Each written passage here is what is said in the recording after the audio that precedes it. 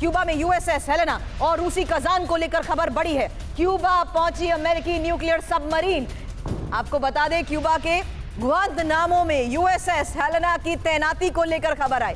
Cuba के हवाना में रूसी युद्धपोतों का यह बड़ा बेड़ा है।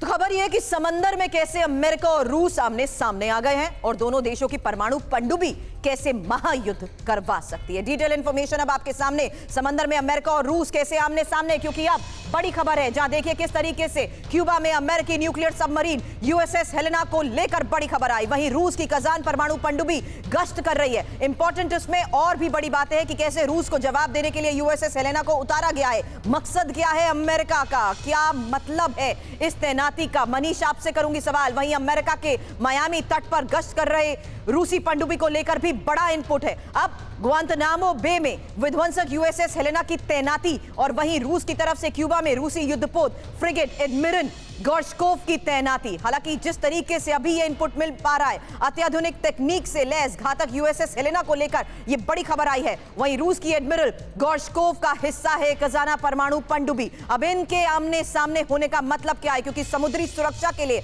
बंदरगाह पर नियमित दौरा भले ही अमेरिका इसे कह रहा है, लेकिन रूस कजान में लगी मिसाइल 3 मिनट में अमेरिका पहुंच सकती है। ये दूरी अब आप समझिए, इसी को लेकर अगला सवाल करूंगी, लेकिन उससे पहले अमेरिका रूस की पनडुब्बी से ये एक मैसेज देने की क्या कोशिश है, यही बड़ा सवाल। क्योंकि क्यूबा के समंदर में दो शक्तिशाली देशों की पनडुब्बी है ये, और दोनों पनडुब्बियां महज 10 किलोमीटर के दायरे में हैं और इस वक्त शीत युद्ध से मिलती जुलती ये स्थिति है।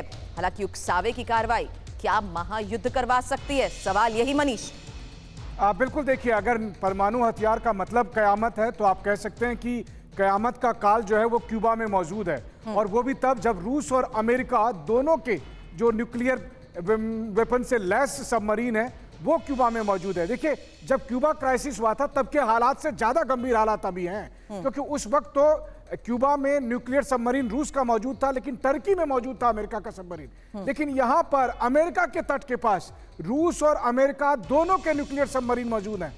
कजान वर्सेस हेलेना, और दोनों के बीच का जो डिस्टेंस अभी है वो 10 किलोमीटर से भी कम है। तो सोचिए, अमेरिका और रूस के परमाणु पनडुब्बी 10 किलोमीटर के दायरे में है। वहां से 2 से 3 मिनट के अंदर आप मियामी तट पर जो है सो हमला हो सकता है। और इस वजह से अमेरिका में बहुत ज्यादा पैनिक है। अमेरिकी सरकार अपने लोगों को आश्वस्त करना चाहती है कि रूसी पनडुब्बी का कोई खतरा नहीं है, लेकिन इसके बाद जब उन्हें लगा कि अब सब मामला नहीं संभलेगा, तो अमेरिका के दक्षिणी कमांड ने आखिरकार अपने यूएसएस हेलेना को वहां जाने का आदेश दिया, बिल्कुल कहते हुए कि ये बस रूटीन एक्सरसाइज। बिल्कुल, ये रूटीन एक्सरसाइज, लेकिन कैसे मानी जाए सुमित? इसको स्पेक्यूलेट क्यों ना इस आधार पर किया जाए कि दोनों अपने अपने लेवल पर तैनाती कर रहे हैं और तैयारी के साथ।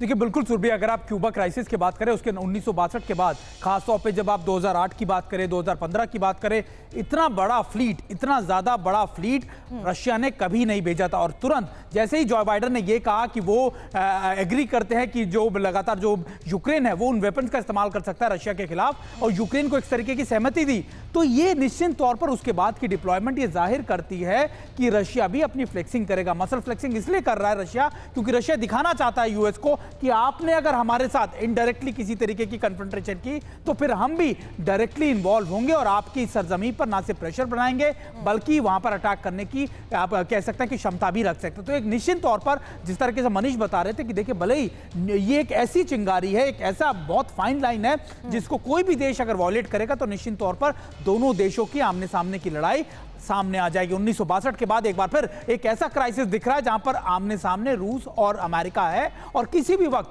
आमने सामने में ये लड़ाई बढ़ सकती है। बिल्कुल।